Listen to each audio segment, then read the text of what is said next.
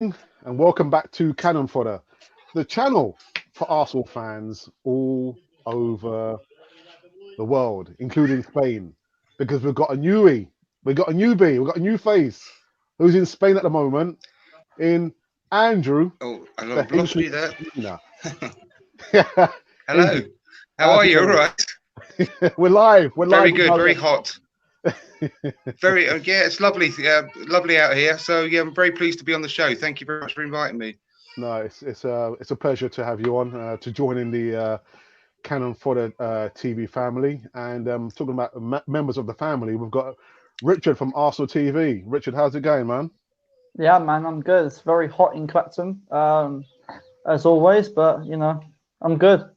Yeah, good. So welcome to do our Friday show, which is called the Easy Talk.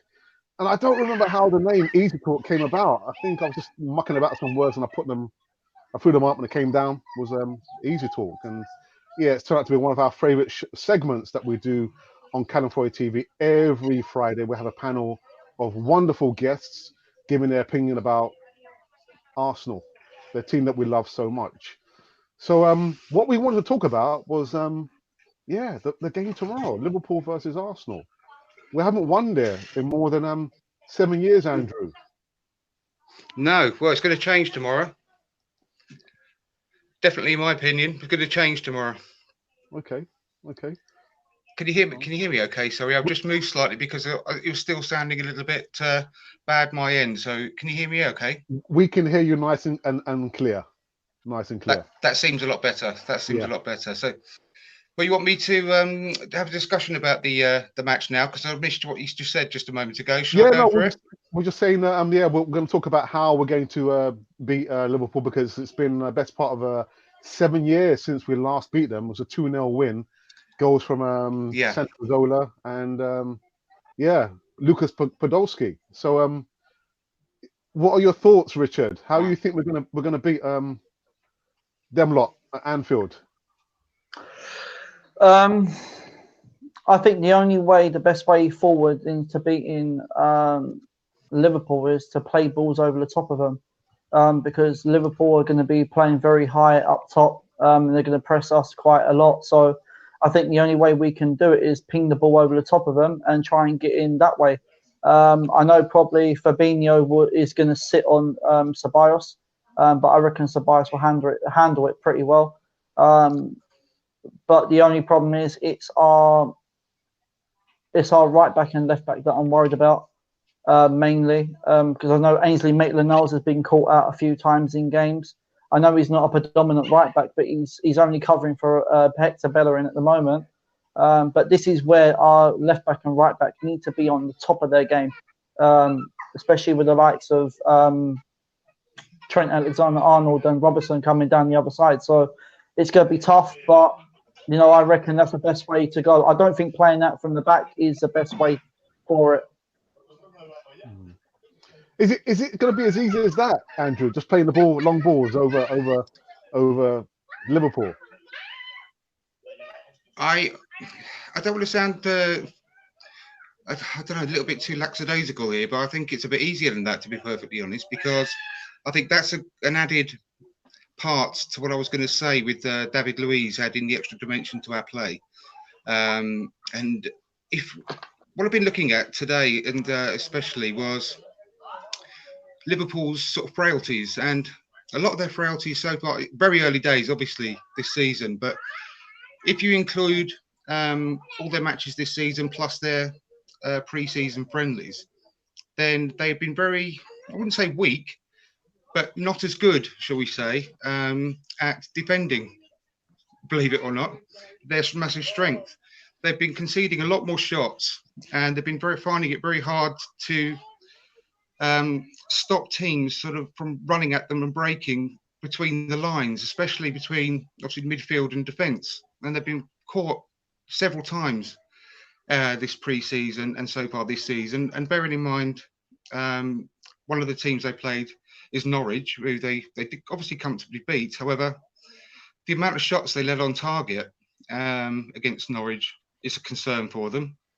Looking at the actual Liverpool media, as I did earlier on today, And as I said, the amount of they're allowing teams to be able to sort of run at them is quite shocking, really, compared to this stage last season and towards the end of last season.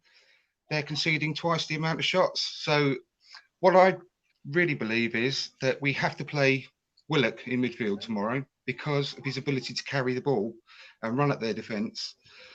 And if we can combine that with David Luiz pinging balls left, right, and centre, 60 yards to our front three, with two runners in midfield in Ceballos and Willock, with Ferreira holding, then I think we've got an excellent chance, to be perfectly honest, because no defenders in the world, I'd say whether it's VVD or anyone else you care to mention, like players running at them.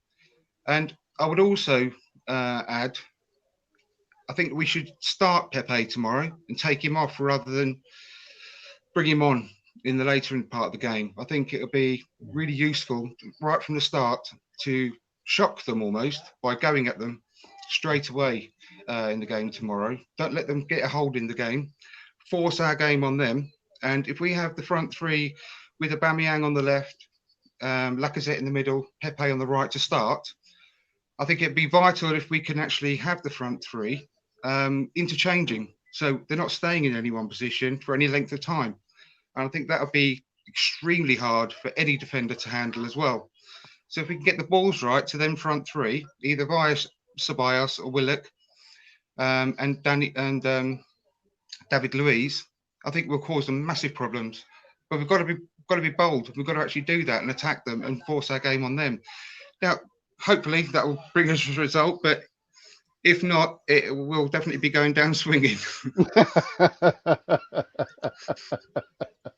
Do you know what I worry about, Andrew? It's the fact that I don't want to see Arsenal crumble like they did against them last season. We got the first goal, but when they got a goal back, it's like we lost confidence and we just crumbled. I don't want to see Arsenal crumble again. I want to see some leaders actually stepping up, leading the team and not crumble. And the other thing I want to say as well is, I know you said literally that we need to get at them and the amount of shots that they've had against them, but aren't we just like Liverpool? Aren't we not just like Liverpool? Because our defense is just as bad, maybe, as Liverpool. The only difference is Liverpool's defense really, they haven't been tested. That's the only real difference. Yeah, they haven't played Arsenal yet, and that's the great thing. We need to be able to surprise a few teams this year, and I really do think we will. And I'm not suggesting for one moment that we'll very easily keep a clean sheet and very easily beat them, but I do think we've got an excellent chance, and I think we're going to have to score 3 to beat them, because there's no other way of doing it, or more, obviously, which is very unlikely. We've done it before, obviously, with our shadowing. We need a good performance like that out of someone tomorrow, but we've got to score goals and we've got to attack them, because if we don't, and we sit back and we just put 3 at the back, like Emery was well versed in doing last season, we're going to invite them onto us, and we can't afford to do that, because that's not our strength. We can't defend very well. We're better than we were, I think, with the addition of Luiz, and we will be better still when Tierney's in the team. And what a shame he's not playing tomorrow with Bellerin. That'd be a fantastic matchup with their fullbacks. But we've got to attack them, because we know that we're going to concede. We know we're not the best defenders in the world, so we've got to go for it, because if we don't score 3 or 4 goals, then the likelihood is we will lose. That is our best form of defence, is attacking them. That's the only way we can go. But I do honestly think that our team, if we are in that mood and are attacking correctly, we've got the team laid out correctly, we are a match for them this season. I genuinely believe that. We've got the personnel in the team to be able to compete with Liverpool. I don't think we should fear them. That's been my argument, that we've probably gone to places like Anfield, and Man City, and we've already defeated ourselves before we've even kicked the ball. Exactly. Yeah. We've given up, and hopefully with this, some new personnel, new faces at Arsenal, we've probably gotten rid of that mentality, that loser mentality. But Richard, I want to ask you this question: do you think we have enough firepower in the midfield, because we can't be so reliant on Aubameyang and Lacazette to pull us out of the hole. Do you think we have enough midfielders who are going to chip in with some goals this time round? If I'm being completely honest, no, we don't, because we haven't had. Our midfield, to me, is still unbalanced. I still think that in January we do still need to go and get a midfielder, because I know that El Neni will be out the door. Emery's been as completely told him. Emery has completely told Mustafi and El Neni that he wants them gone. So he's made that perfectly clear. But I don't think that we've got enough firepower in the midfield. I think the only person that might be able to score goals would be Dani Ceballos, and maybe Granit Xhaka if he plays. But I think going for Granit Xhaka in that midfield is a bad idea as well, because if Granit Xhaka makes any mistakes, they're going to lead to a goal. So and we don't want that. We want every player on that field to put in 110% and show some fight. So for me, this is where I think Joe Willock would be ideal for this game, because he can carry the ball forward in terms of into the attacking third. So no, I don't think we have. I know Ozil was going to be on the bench, but I don't think he'll play at all. Yeah, I don't think he'll play either. No, yeah. Go to your question, Al. No, I don't think we've got enough firepower for our midfield to score goals in terms of our midfield. No. Yeah. Well, what about Pepe? We Pepe, need goals from the midfield. We need a bigger group of players who can chip in. We can't be so reliant on Aubameyang and Lacazette to score the goals. I know. This is where, for me, I'd play with a 4-3-3. Match Liverpool with the same formation, because we've got the players to do it. We've got the players. This is another reason that I will criticise Emery for. Why bed in new players? Why bed them in? You brought them in into the summer. Why don't you just use them? That's why you brought them in, because you know they're going to be in your starting 11. So maybe if we're going to go for Nicolas Pepe and Aubameyang and Lacazette, we need to play with a front three and go full at them. Go all cannons blazing straight at Liverpool, because if we don't get off of the front foot, this is where we're going to be sitting back and Liverpool are going to come at us. Andrew, what do you think about having a bigger group of players who are able to score goals, and Arsenal not being so reliant on the likes of Lacazette and Aubameyang to be our top scorers? Do you think we are a better place now? Do you think we have a bigger group of players who can support Aubameyang and Lacazette? I'm confident in that, in Willock being able to be that one that gets into the area right exactly at the right time. I really am. Ramsey. He's very early days. It's very early days for him. He's got to play his way into the team still, really. And I think he's doing fantastically. And I think he's got that knack to be able to get into the right place at the right time. And it's going to happen for him. I'm not going to say he's going to be a prolific midfielder, in the lines of, Frank Lampard for Chelsea. But I do think he's got the ability to be able to chip in the same amount of goals in the long run as Aaron Ramsey did. I really do. Look at that little cameo he did at the end of, in the Europa League final. He very nearly scored. He should have scored, but obviously, it was in the right. He'd had 10 minutes first team experience at that point, so we let him off, I suppose. But he got into that position in the first place. But that's a little bit of a sign of things to come. And I have seen a few of his matches when he was playing in the under-23s, and he scored regularly, and he's got that about him. I really do believe that. Ceballos, how many shots did he have the other day? 3 or 4, and they weren't far away. That's for sure. Yeah. One of those is going to hit the back of the net one day very soon. So if we can get a really fit and firing Mesut Ozil, there'd be no one happier than me, because I think if he can't get motivated to play with those three in front of him, then he ain't going to get motivated anywhere in the world. Yeah. If he thrives on assists, then what better front three to have, really, than what we've got? So, will he play tomorrow? I don't know. Will he be match fit? I know he's been training, but he could have done really with a couple of runouts with the under-23s, or a couple of behind the closed doors friendlies or something, maybe, to get fully match fit. But he may have a part to play tomorrow. And when we also discussing the goals, we've also got Martinelli, and I've got a lot of faith in him. So have I. I'm not saying he's going to play again tomorrow either, but when he gets more games under his belt, more minutes under his belt, I honestly think that the sky's the limit for that kid. I really do. And he's going to cause so many problems for so many teams. And that's I honestly think that he could displace one of Aubameyang, Lacazette, and Pepe, because he can play from the left, right, or centrally.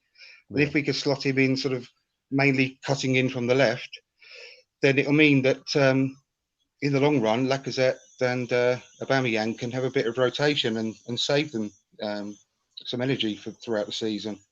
And I really hope for that. Like, you know, as we get sort of close towards Christmas and the new year, that he's available to do that, Martinelli. Just before we go on to the next I do think we've got a lot of goals in us. Yeah. Just to top it off about Martinelli. What I do like about him, there's as well as going forward, he doesn't mind putting himself about, you know, tracking back, and that is one trait. No, that's right. Unai Emery wants all the players to do, whether you know you're in midfield or you're attacker. Everyone has to track back and try and, you know, get possession of the ball back. And Martinelli, I remember, I think it was in the Fiorentina game, he was putting himself about. And I was thinking, yeah, this guy, he can go places. He can go places. If he's not intimidated either. Absolutely. And he's only 18 years old. Only 18 years of age. Sky's the limit. He'll go toe to toe with anyone. And that's what I like about Willock as well. I don't think it was only a pre-season friendly, but the way he sort of set himself about the Barcelona players was absolutely fantastic. The same with Martinelli, the way he took that ball off Aubameyang's toes when he sort of flew in from nowhere and volleyed it, and it just went wide. And Aubameyang just smiled at him because he thought, well, yeah, right, I'm having that. You know, he didn't care. I mean, at first, I think he was a little bit annoyed, and then he realised it was Martinelli, and he thought, yeah, okay, fair play. Knock him out. but Willock, he went toe to toe with everyone that he was playing against Barcelona, and the same with Ceballos. And the way Ceballos sort of jinked between those two players, Busquets was one of them. I can't remember the other one, but no F's given, and they just didn't care what kind of reputation they had. They're just like another that I'm playing against today.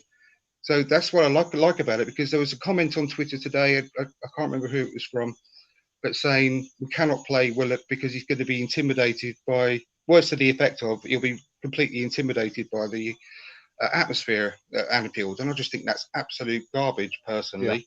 Yeah. Everyone's entitled to their opinion, obviously, but I really don't think he's that type of player. I think he'll thrive on it.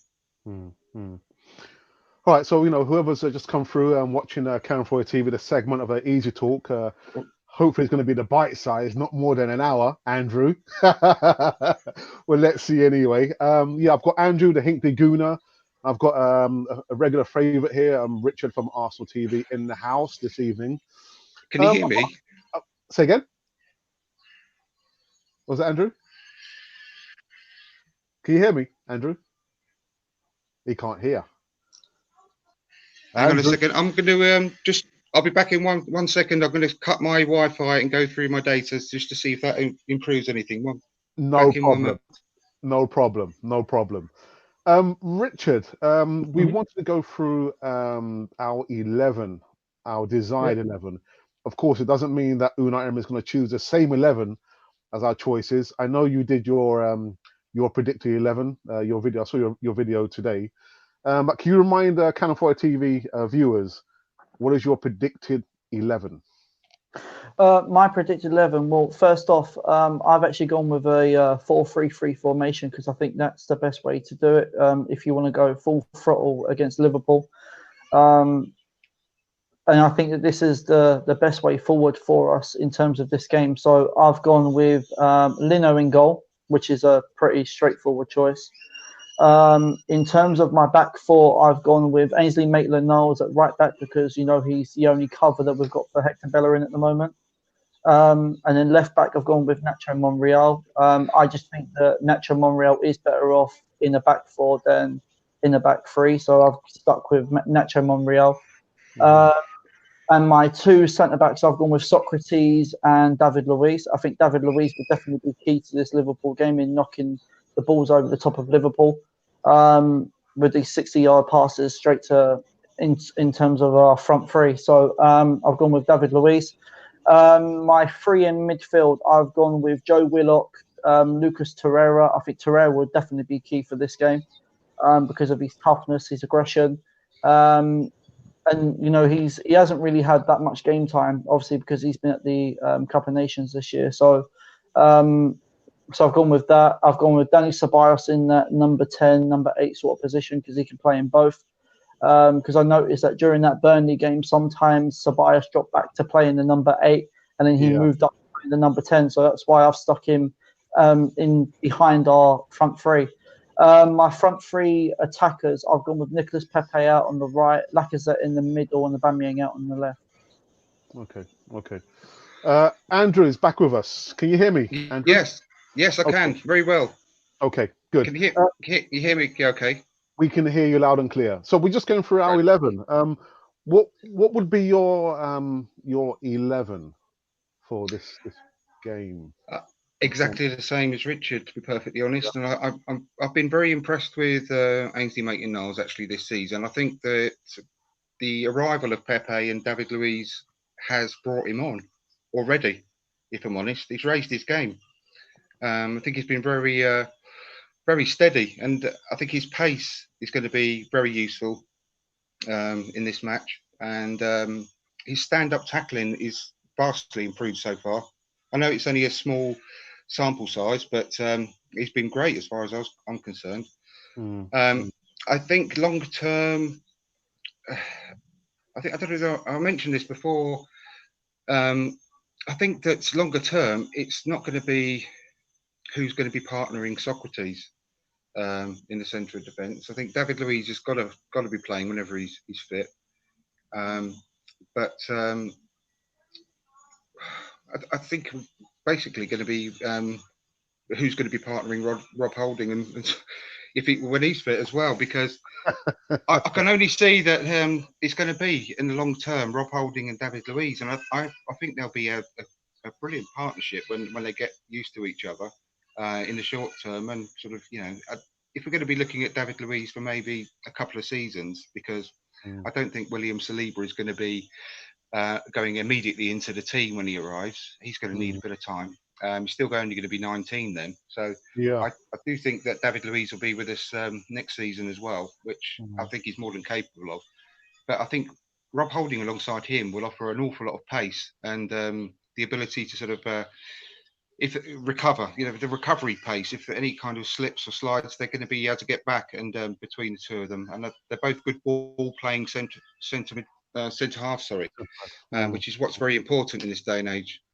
So, but at the moment, I'm totally in agreement. I think that it's got to be Socrates partnering David Luiz, and Nacho Monreal. Again, he's been sound. I think he's always good up until in the last couple of seasons. He starts to run out of legs about Christmas time and starts getting knackered at the end of the in the second part of the season. So I think Tierney will be back before we know it, and he's comfortable to see us through until that period. I think he's been good.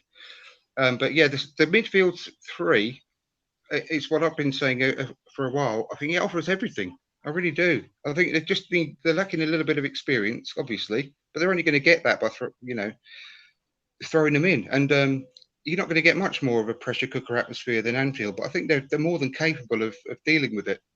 I really, especially Willock and Ceballos. I don't think they're going to be phased in the slightest. So they offer a lot more legs and guile and the ability to sort of beat a man and break into that space. And I think Ceballos is definitely going to have that killer pass available in his locker. And also, the shots as we saw the other day, the curling shots from the edge of the area are going to be dangerous. And one of those is, like I said, it's going to bulge the net one day, very soon, I think. But you know what, Andrew? But yeah, I've got a funny feeling that Xhaka is going to make a return tomorrow. Yeah, I really hope not. For some reason, hope not. Unai Emery does rate Xhaka, and I think Xhaka as well is one of his designated one of the 5 captains. So Xhaka, you can put your money that he will play Xhaka tomorrow. If he's going to play him and sort of show faith in him, because I've got no issue. It's only today again on Twitter that I spoke about Xhaka. I've got no issue with the guy, and I think he's a very competent, good footballer. But he's not got not only people go on about his lack of pace, which is true, gets him into trouble, but he's got a lack of pace in his brain, and it doesn't suit. People go on about having a footballing brain, and you've got your first 2 yards in your head. Well, he's got his first 1 yard in his head, but 2 yards back. He can't think quickly enough to play the quick ball when it's needed in the Premier League. And I think somewhere, people have mentioned Italy. I think it would suit him down to the ground. But if we play him tomorrow, I think we're committing a bit of suicide, to be perfectly honest, because we more than anything, we need legs in the centre of the park. Exactly. And he can't offer that. And exactly. When we're talking about those balls that we need thinking over, he can do that brilliantly, but he can't do it as well as David Luiz. He's better than him at it. So when we've got David Luiz, he's a bit redundant, Granit Xhaka, because that's his biggest strength, is those balls. Yeah. But David Luiz is better than him at doing it. So we don't need him. And I don't like saying things like that about our own players, and I'm not mucking him off, but he's not suited to our style of play or the Premier League style of play more than anything, unfortunately. I really like the guy, and he's got a good attitude. I'll be very surprised if we don't see him tomorrow. I've got a sneaky feeling that Emery will play him. He's fit, and Emery rates him, and of course he's one of the 5 captains at Arsenal. So just mark my word. Mark my word. Yeah, but you're right. We need legs. And he doesn't offer much in the leg department. But yeah. The only one he could take the place. Sorry, go on. Go on. No, Alex. Going back to the point that Andrew made at David Luiz in the long passes and Granit Xhaka, I've noticed that when Granit Xhaka makes a long pass, sometimes it gets caught offside a few times. Whereas David Luiz, did you see the pass that he made against Burnley, straight over the top? Yeah. He timed just right. But it was just a Aubameyang, or I can't remember if it was Aubameyang or Lacazette, just couldn't get onto it in time. And it is true. I don't think that Granit Xhaka is suited for the Premier League, because I think that we've said it before. No, I know. I love him. I know. But he's not suited for the Premier League. He wants 4, 5, 6, 7 touches, and in the Premier League, you don't get time to have 5, 6, 7 touches. In the Premier League with the players, you need to. So before you even receive that ball, you need to know where everybody is before you even receive that ball. Then the quicker you get the ball, the quicker you can release it. So that's pretty much how the Premier League is. Whereas if you look at Spanish football, if you look at Italian football, it's more of a slower pace. It's not as intense as to what it is in the Premier League. It hasn't got that physicality side to what the Premier League has. So maybe going to Italy would be the best bet for him, because his pace is just a little bit off compared to everybody else. And if he plays, he's going to struggle. He will struggle in getting back. Yeah. There's a couple of where he'd do amazing in the American, in America. Yeah. The MLS. I don't know why the name escaped me for a second. Yeah. But I actually call him a quarterback anyway, because of the way he plays and putting the balls. But he's got the chance of being probably one of the most valuable players in America, because he will have loads of time and he would show his class. Yeah. I think he'd do fantastically there, to be perfectly honest. There's a couple of tweets I want to go through before I go into the live chat, and these tweets read as this: he's a very good, accomplished player. I've got nothing but good feelings towards him, despite his mistakes and lapses. The simple fact is he is better suited to a slower pace than the Premier League, because his brain sees things slower on the pitch and he doesn't have the pace. I wonder who wrote that. Let me think. That was today, didn't it? I wrote that today. Yeah. And I stand by it. Yeah, it's true. And the other one you wrote as well: if Emery's brave and bold this season, forces our game onto the opposition rather than worrying about what they're going to do to us, and instead of making the opposition worry about what we will do to them, then we can and will be challenging Liverpool for second rather than worrying about top four. I couldn't agree with you more, Andrew. And just one more. If we got teams from the off, especially when we have Bellerin and Tierney in the team, and Pepe is fully ready, we'll smash a lot of the teams and make the league fear us again. It's down to self-belief and how we're set up. We've got to stop feeling like we've lost to Liverpool, Man City, etc., etc., etc. And that's like I said last season. I got the feeling that before we've even travelled there, we've already lost, and that's down to mentality. I was sick to death of seeing all the tweets over the last couple of days of people saying, resigning the fact that we're going to lose tomorrow. And Yeah. it really annoys me because there's no reason for that at all. We might well get beaten, and we might well get beaten. We definitely won't get beaten 5-1 again, the same as we did last season. But we might lose, of course. It's a 1v1. One team versus one team, and one team's going to win, one team's going to lose, or you're going to get a draw.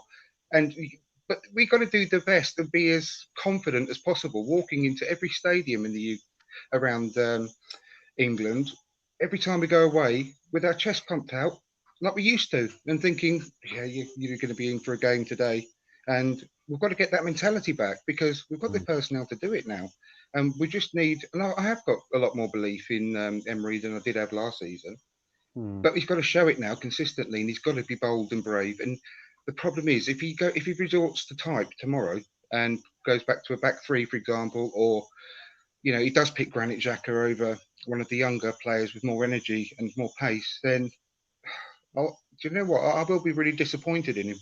I really will, because we've got to have that mentality, and we will definitely surprise an awful lot of teams. And I honestly think that if we do it right tomorrow, Liverpool won't know what's hit them. They really don't. I think they are confident because of what's happened last season, but I don't think they'll be expecting it. I really don't. So fingers crossed. Do you know what, Al? Do you know what? Going to Liverpool, do you know what? I'm actually quite optimistic and quite confident about this game because I've noticed with Liverpool, well, even in the Champions League final, Liverpool wasn't all that great. To be quite honest, they wasn't. No. And you think about the last two games in the Premier League, they've conceded goals. So can you just imagine how Liverpool would be if they lost the likes of Virgil van Dijk? They would be literally screwed all over the place. I think that this is a point that Liverpool should have gone into the transfer market, because I think they've missed a great opportunity to go and bring in some more players and try and push them for that Premier League title, because I know that they was 1 point out from getting the Premier League, which is kind of unfortunate. But at the end of the day, I think that Liverpool is going to struggle because they haven't strengthened anywhere during the transfer window. So this is where I think that Arsenal could have the upper hand, because with what Arsenal have done, we've identified the areas that we needed. In terms of a winger, we brought in Nicolas Pepe, we brought in a left back, we've brought in another centre back. But I do think that David Luiz wasn't our main choice to bring in. I think it was kind of a panic because wasn't it? Because of what happened with Koscielny. We got exactly. That's why I think it was a little bit of a panic. So I know Arsenal was going for Upper Makana during at that point, but they thought, well, because it's getting later to that stage and the window's going to be closing, let's go and get David Luiz, because he's been hinting that he wants to come to Arsenal. So we got him straight away. But I reckon Arsenal will be proactive during January. I've got no doubt about that. I think we will, because I think all the deals will be in place before the January window already opens. I personally would have liked this Liverpool game to be sometime in November. That's where I would have liked the game to be, because obviously, we're going to have Bellerin fit. Rob Holding will be back. Tierney will be thereabouts.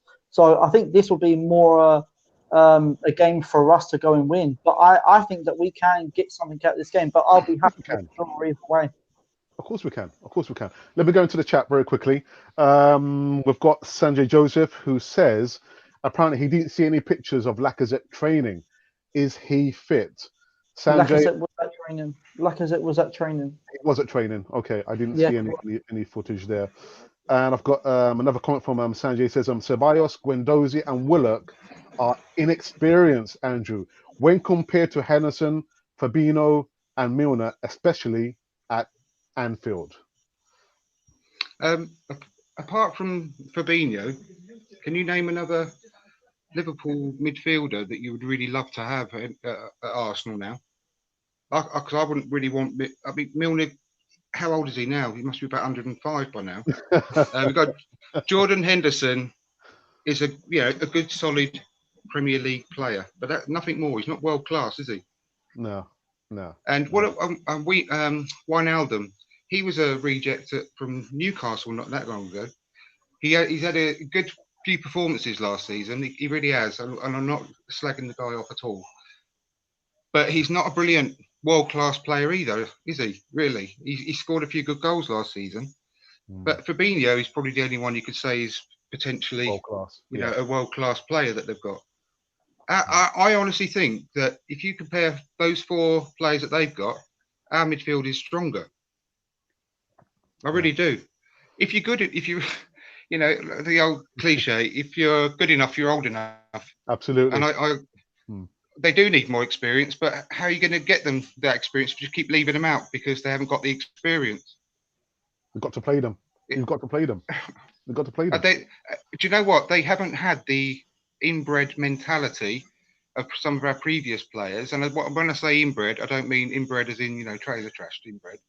I mean, the negative mentality that a lot of our players had and the cozy, comfortable nature that the dressing room had, whereby however you played, you got your place in the team the next week. They haven't been brought up like that, these guys. Yeah. So that is why they haven't got that inbred fear, really, of going away, playing away either. They haven't been part of all that failure over the last few years. So we do need them. We need them for that respect as well as their talent. So, I've got no hesitation in playing them personally. Yeah. Okay, so quickly back into the chat again. I've got one here from Don One. Good evening, Don One. And he says, Anfield is not the intimidating place it was 10 years ago. All the Premiership grounds feel neutral, including the Emirates. If you've been to the Emirates, it's like a free-for-all. It's not a fortress like it used to be, but it's time that we did make Emirates a fortress, a place to be feared. But, yeah. And another one here from Gunnar Glenn. Good evening, Gunnar. Again, thank you for the shout outs on Twitter. He says, yes, well, right. Xhaka will start tomorrow. I'm absolutely sure, Andrew and Richard, that he's going to be there tomorrow, playing in the midfield. Yeah, I've got a feeling. I've got a feeling he'll probably be captain as well. No doubt. Yeah, he will be. He will be. I can just see it. I can feel it on my waters. Well, yeah. And another one, Xhaka and Mkhitaryan have chance to start. Oh my goodness! I don't think Mkhitaryan. I don't think he'll play tomorrow. I don't think he'll be playing tomorrow. Andrew, do you know what, Al? I personally don't think Mkhitaryan's good enough to play in this game, because he wasn't really that great in the last game he played for us either. He put in probably one of the worst performances. But with Mkhitaryan, it's like he has one good game out of 5. That's what it's like. It's not as if he's playing 4 good games and then has one off day. You can't really complain with that. I know every player's going to have an off day, but Mkhitaryan, I don't think he should play in this at all. If you're going to attack Liverpool, hit them on the front foot. Play your strengths. Yeah, I can't see Mkhitaryan playing tomorrow, and I hope not anyway. And just someone here alluding to the point we were talking about Xhaka being more suited for the Italian league, and someone said, Don One says, I disagree. Italy is a very physical league. It's not just as fast as the Premiership. Well, we said that it's not as fast as the Premiership, but I think the pace of Italian football is more suited for Granit Xhaka. He will have more time to take the 4, 5, 6 touches and then release the ball. Premier League, is it 3 seasons he's been with us now, Granit Xhaka? I think this is his 4th, isn't it? Oh, wow. Okay. Yeah, it is. He's been with us 3 full seasons. You're right. Yeah, I think so. Yeah. Okay, and one more before we move on. What's this one? Gunnar Glenn, few beers and Arsenal chat. Yeah, perfect Friday. Thank you, Gunnar Glenn. Thanks for that. And one more. If we sign for Meccano in January, that will be madness. Can I So say something about that quickly? I think that Raul may have already probably signed that one up. Possibly. If we actually made that offer, that's widely reported by a lot of reputable places, then there's no way he would just sort of we'll walk off and just leave it at that. I think he would have carried on those negotiations personally and secured him. Maybe not even for possibly signing him in January, but loaning him back for the rest of the season. That's what my bet would be. Okay, and I have someone I recognise, my brother, Ralph Lee. Highbury was a fortress. Emirates is just an open ground. Yeah. An expensive place to go to anyway. Very expensive. And he says, we have to have Torreira in Mkhitaryan is just isn't good enough for me. And one more in the chat from Ryzen 101. Good evening, Ryzen 101. He says, were there enough chances created for our forwards with the midfield for the Burnley game, Richard? Yeah, I think there was enough chances because I know that Donny Ceballos was trying very, very hard. And do you know what I like about him? He's got that winning mentality, especially when he was celebrating when others scored the goal. We haven't seen that from a lot of players. But yeah, I think we created more chances than Burnley did. I think there's a few chances in there that we should have buried, to be quite honest. But yeah, I think there was enough chances created for us to go and win the game. But you know what Burnley's like? They're a very tough side.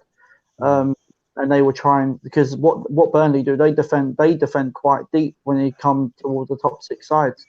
So yeah, I do think that we had enough chances to finish the game off of the Burnley game. Okay, it takes me to my segue. We've just come into the live stream, the Easy Talk. We've got Andrew, the Hinkley Gooner, and we've got Richard, a regular on Canal 4 TV. Andrew, can you remind the viewers where can they find you? Where can they find you on the social platforms? On Twitter, and Twitter is mainly the best one to go to. It's @FromDial which is coincidentally the name of my podcast and YouTube channel. From Dial Square to Where, actually.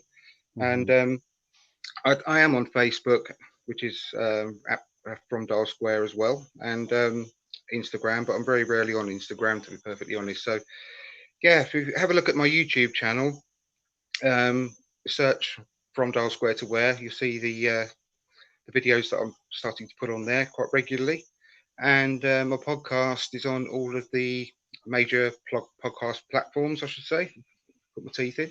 Spotify, iTunes, etc. So yeah, please subscribe. That'd be fantastic. There you go. You heard it from the man himself. And I'll leave the link for his social platform links in the comments box when we finish the live stream. Richard, can you tell everyone where they can find you on the social platforms? Yeah, they can find me at Twitter. I've got 2 Twitter accounts, one for my Arsenal TV, and I've got one which is my normal Twitter, which is Richard AFC7. You can find me on Facebook, but I just kind of tend to keep that to my private life. but yeah, you can find me at my YouTube, which is Arsenal TV. I'll put the link in the comments box because some people can't find it, and I'm on my way to 1,000 subscribers. So yeah. So what are you going to do when you reach 1,000 subscribers, Richard? I'm actually going to dye the middle of my hair blonde. Wow. So guys, I've done it before. I'd do it red if I was you. There you go. I've been tempted. I've been very tempted, but Freddie. So come on, guys. That's good for another couple of hundred subscribers. That would be. There you go. So make sure Richard can reach his target of 1,000 subscribers, and he puts the red or the white in the middle. I might just do it myself as well. And Andrew might do it as well. Actually, no, that's pushing it a little bit. Yeah, I'll just get a tattoo instead on my top of my head. There you go. Right, guys. Before we move on to the final point, we want to talk about. Can I get a prediction from you guys for the match tomorrow? So, Andrew, what's your prediction for tomorrow? I'm going to actually change my mind from a few that I put on Twitter earlier on today. I was predicting 2-1 to Arsenal, but I'm going to change it to 3-1 Arsenal. I think we're going to go for it, and I think we're going to get probably 3-0 ahead, and they're going to start coming back. But I'm very, very confident we're going to win tomorrow more than anything else. Okay. And Richard, can you remind us of our subscribers? Yeah, I'm in an R in whether to go with a 2-1 or go with a 1-1 draw. Because I know the last time we played them at the Emirates, we drew 1-1, and obviously at Anfield we lost, considering we scored the opening goal first. I'll probably take a 2-1 Arsenal because I feel that it will be backwards and forwards. I think it'll probably be about a 50-50 game, but I reckon if Arsenal go full out from minute one, I reckon we could get the job done. So I'm going to go 2-1. Yeah, and I'm going 2-2. If you saw my my preview on today, I went for a 2-2. I reserve my right to change my prediction pre-kickoff if Granit Xhaka is named in the team and Mkhitaryan. I reserve my judgment to alter it just before kickoff. Okay, I might be following you down that same route as well, Andrew. Yeah, we'll see. Right, and the last point we want to talk about was something that's been has marked British football for a very, very long time. I was born and bred in London. Of course, I'm a black man with a black family, and racism. You know, whoever saw the game there with Manchester United and Wolves, someone missed a penalty, and he got a barrage of abuse. And I'm just wondering, at what point can we finally eradicate racism out of football? Some people have said literally that the bigger picture is it's a society issue that they have to deal with first before Arsenal, before football can actually deal with it. And my argument is, wherever you are in society, whether you're working or you're at school, you have to confront a racist point of view, an idealism, wherever you are in your life. I work in schools, and if I do hear a scent of racism, I confront it. If Arsenal, the FC, hears anything about someone being racist to a player, they will deal with it. Now, this is going on for a very, very long time. I remember seeing a documentary that Ian Wright did a few months ago, talking about all the other players, the ground makers there, and they face racism, even to the point where John Barnes had a bullet sent to his address. But yet we haven't moved forward. I don't think we have moved forward. We are in the same place, dealing with the same issues. Andrew, how can we go forward? I know it can't be dealt with on this platform. It can't be dealt with. But what's your thoughts? I was properly sick to my stomach when I saw those tweets. Was it Monday? I believe it was. It was genuinely shocking, and I've been fervently against any kind of racism my whole entire life. It's the way I was raised, and I've raised my children to be the same. And I don't understand people that do it personally. I mean, it's got nothing to do with football, but I mean, racially abusing anyone, full stop, is just an absolutely disgusting thing. But putting it in the football context, which I don't like doing because it's not really a football thing, but to actually do that to one of your players as well, as a fan of that team, I mean, why would you do that? But anyway, eradicating it out of football, again, it's football is part of society. Yeah. So people say it's a society problem. It's got to be educated from a very, very young age, from preschool age, potentially, right from the word go, because it's not going to go away by education of the people that are actually doing it now. It's not. It's going to have to die out over probably 2 generations if we do it right as as part of the education. in schools. But we've got to wait for these people that are passing it down to their children to move on as well, because they get it from their parents. Obviously, they're not born that way, are they? So, regards to football, it's got to be right across the world of football. There's got to be a FIFA thing and a UEFA thing. I don't even like having strikes, but it's got to be a system, a 3-strike system, in my opinion. First thing, when you have racism going on, you get docked points. Second strike, you're out of the cup competitions, and if that happens to be a team that's in Europe, they're out of European competitions as well. And then thirdly, if they do it again, then they have to get relegated. Simple as that. And people will laugh and say, that's too harsh, it will never happen. Blah. Well, that's the only way it will happen, to get it out of football, because people that are standing next to the people shouting these racist abuses, if they're not involved, they don't want their team to get relegated, obviously, or kicked out of all the cup competitions. So they might start doing some self-policing within the stadium. And I know they're probably worried about that a bit by fights kicking off, but surely they've got enough money to have enough of a security presence in these stands to sort that problem out. Rather that, sorting out and chucking out a few people than having full-blown racism going on within the ground, not unnoticed, but unattended. So it's got to be something of that kind of punishment to actually do anything. Otherwise, all these people that the clubs you see reported all the time, they found so and so who was doing the racist chanting and they've been banned for life. Well, great, but that's not going to solve anything. It's not going to solve anything at all. It's got to be very severe punishments in order for this to actually sink in across the world of football. That's the only way, I think. Anyway, that's the way I would like it to be handled.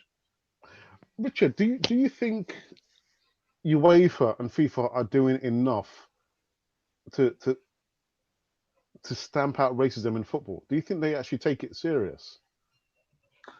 I know that UEFA and FIFA are trying their best to try and kick racism out, but I don't think you ever will, because I think it's more of a day-to-day life sort of thing. Because if you look at, I know when Tammy Abraham got racially abused just for missing a penalty at the Liverpool game in the Super Cup final, and it was his own fans that racially abused him. How can you be a fan of a club when you're racially abusing your own players?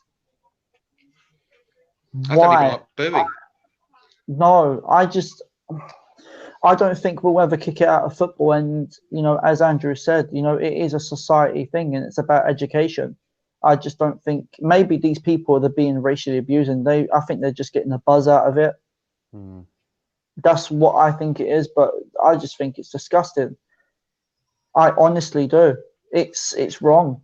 Racism, there should be no room for it in football. If you're going to racially abuse your own player, then I think you need your season ticket taken off of you. See, it's as simple as that. Yeah, but that's the absolute bare minimum. Absolute bare minimum. I know, but then again, if you think about it, it's not going to take it away, because if you think about it, then the people will go onto social media and start abusing the players that way. But we'll have to start somewhere. Exactly. This is where I think then the social medias need to take action as well, because I don't think social medias are taking much action either. Well, the first time I've ever heard that Twitter were actually going to go and meet with Manchester United and talk about the issue that happened the other day. I've never heard of that before, so that's positive for a start. Have you ever heard of that sort of thing happening? Never. Never. So that's good, but they're obviously going to.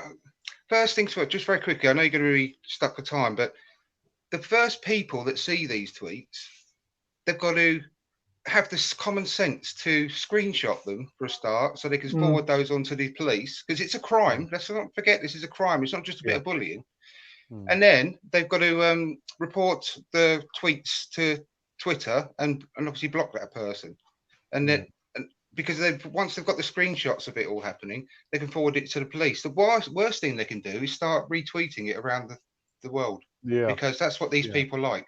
If they had any common sense at all, they'd just put it into it there and then, before it gets seen by too many people.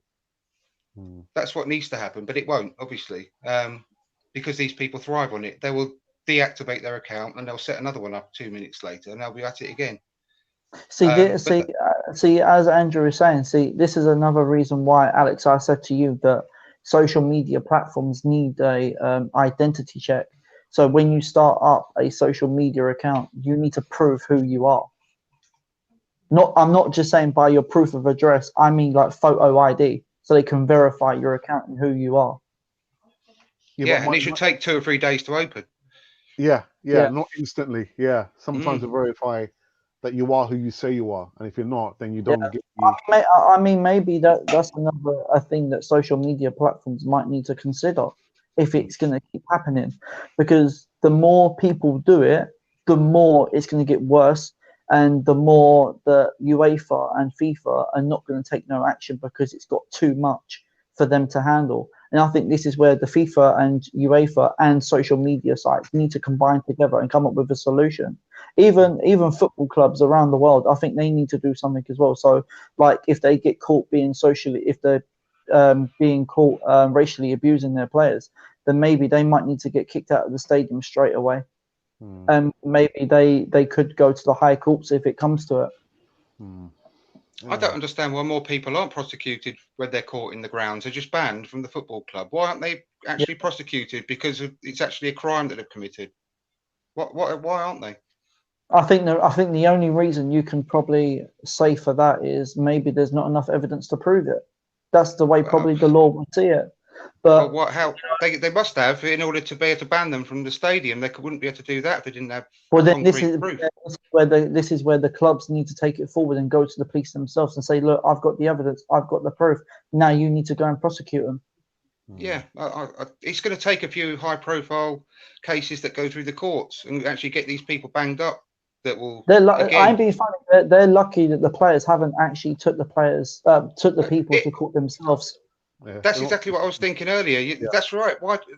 Again, so that's going to happen. I mean, these tweets that I saw the other day as well, they weren't spur of the moment little tweets that were shot off, which would be bad enough. These were actually planned because there were photos being manipulated on Photoshop and everything.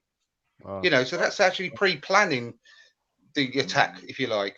So these people know what to do, and they have got a footprint. I know it's too late for these ones because of the photo identity, etc., which I totally agree with. But there is a footprint with regards to their IP address. So these people are going to hopefully be tracked down. But it takes too long.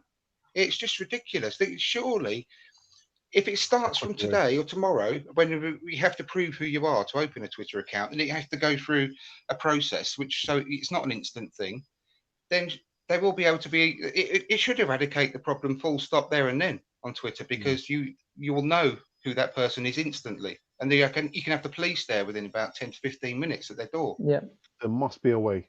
There must be a way.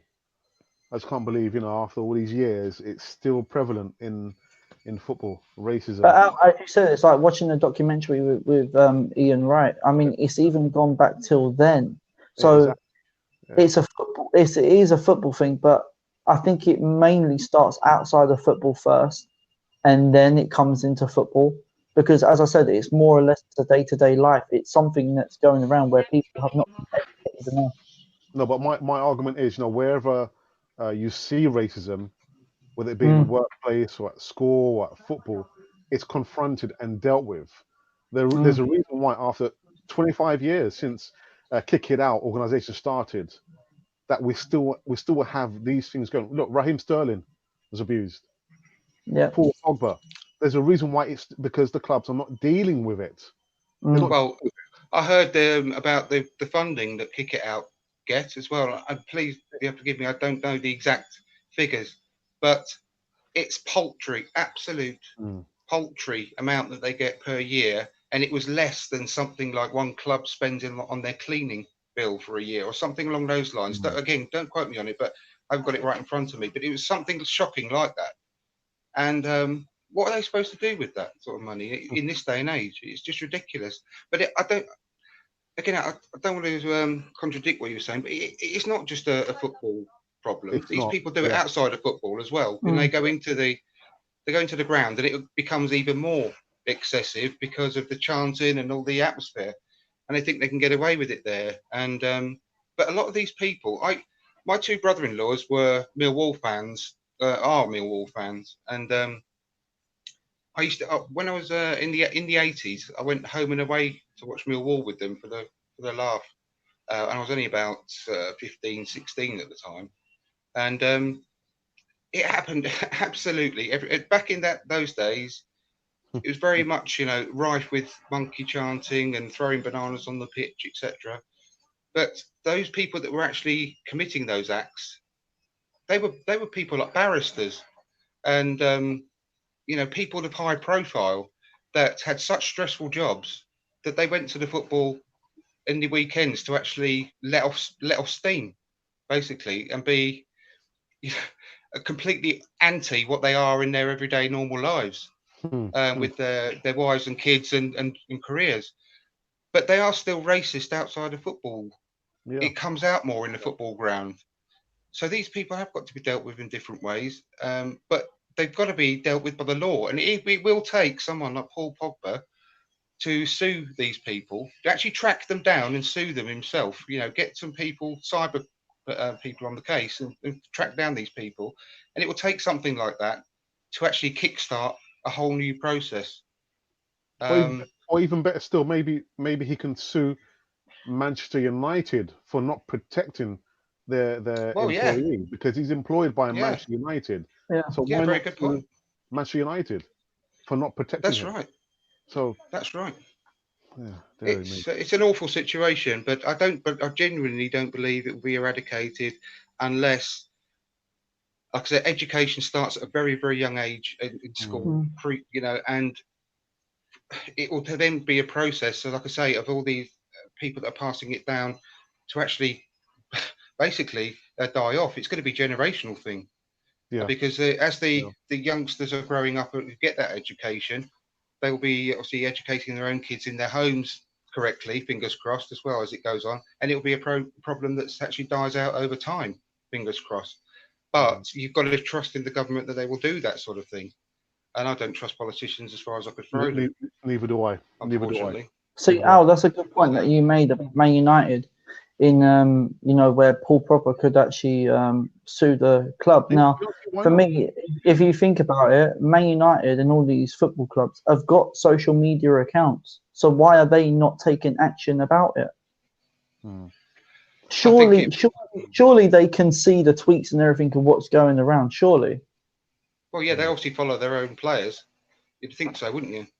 Hmm. But I think it would be more likely that he could potentially form a case against Twitter itself because they've got the intelligence and the technology to actually spot any kind of racist or any kind of language they want to stop being posted. They've got the technology there. They just don't use it because they think it's altering people's freedom of speech. Hmm. But that's neglect. That is a neglectful thing because Exactly. Mm. Exactly. Let me so quickly go back into the chat very quickly before we wrap up this segment of Easy Talk. I've got Gunnar who says I'm going for a 2-1 win, a late lacquer winner. Okay, hopefully. And who else have we got here? I've got Ray from Arsenal Fan Circle. It's a great time to play them. And Lumberkamp, Ceballos, Willock, Torreira would be the perfect midfield if they're all fit. See, everyone's agreeing what I kind of went with. I think it would be the best to play. Yeah.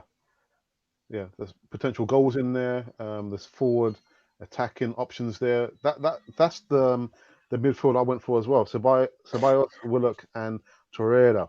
And The way Al, if they you will think get those three. if you also me think too, yeah. there's a lot of energy in there as well.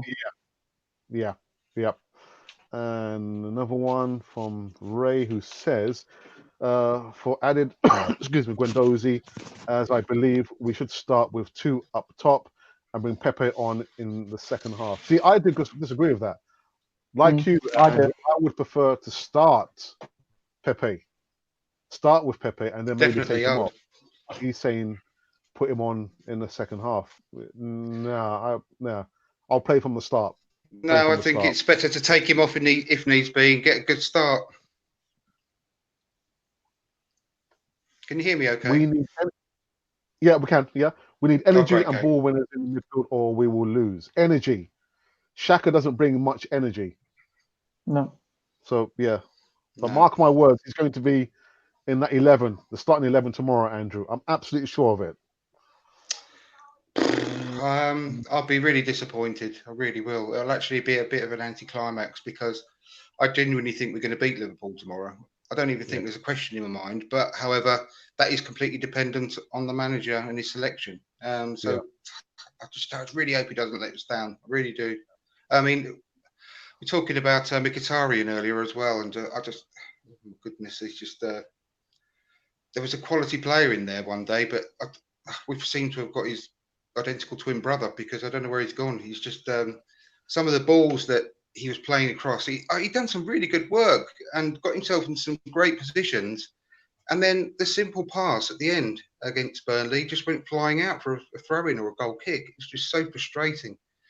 So he has got a lot to offer, but I just don't think it's for Arsenal anymore, to be perfectly But honest. Ray, you remember when we was on when we was on Ray's channel?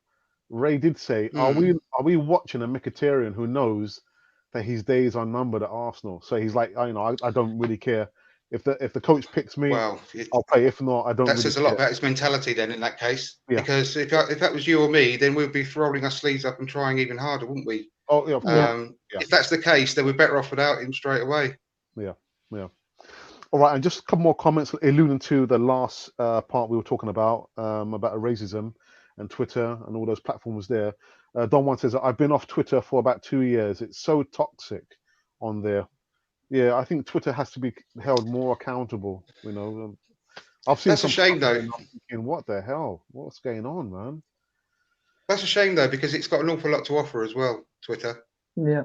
So you've got to just do what's right. Do what I said earlier. Block these people, forward on report the tweets, block them, and move on. Because there's a lot of good people on Twitter that I'm really, really happy to have made acquaintances with. Obviously, like you two guys as well. I wouldn't know you two guys without Twitter. So Twitter, yeah. it's a shame. It's a shame because there's a big, big community of very good people there. That I actually came across Alex. On YouTube. It wasn't even Twitter. You're right. Well, yeah, but yeah, exactly. It's one of those. I mean, I found you both on Twitter first and foremost. So it's a shame to just give it up completely. But I do understand that there is, some people feel that way because there's some awful things that you see. And I felt sick to the stomach, like I said earlier on this week when I saw what I saw, and I never want to see that sort of thing. So fingers crossed they do something about it. It is a positive move that they've gone to see and meet with the club. So we'll see what comes out of that meeting. Yeah, and one more just to wrap it up. It comes from Lundberg. Idiots teach their kids racism. That's how it's still around and will be very hard to get out of society.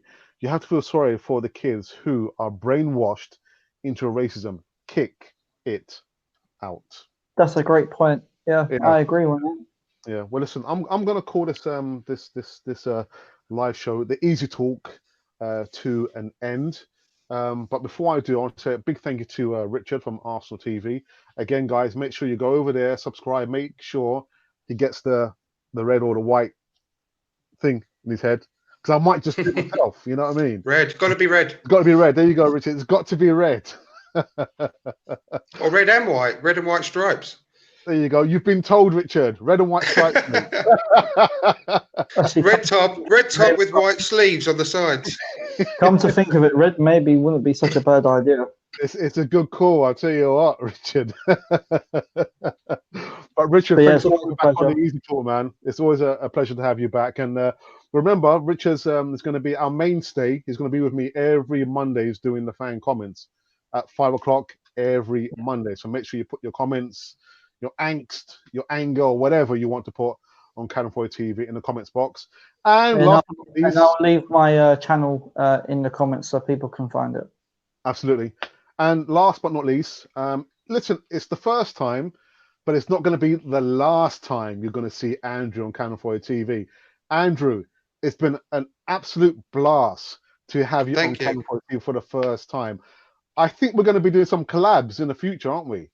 Yeah, definitely. I'd say we'll hopefully get you guys onto my show perhaps next month in September. Fingers crossed. We'll work something out between us offline. Yeah. But I think it's been a really well. I've actually really enjoyed the show. I think it's been a pleasure meeting you both, and I'm really really grateful that you've invited me on here today.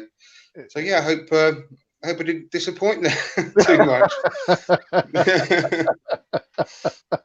Well, actually, on this side, the chat has been very, very hot. It went a little bit quiet when we were talking about the final point about the racism, but it's been quite hot in the chat.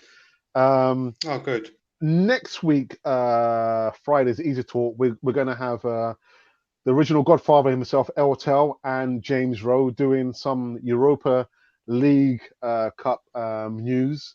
And also, James is going to be talking about an interview that he's done recently with an Arsenal legend. And I really mean an Arsenal legend. So make sure you tune into the Easy Talk next week, Friday. Not Gus Caesar.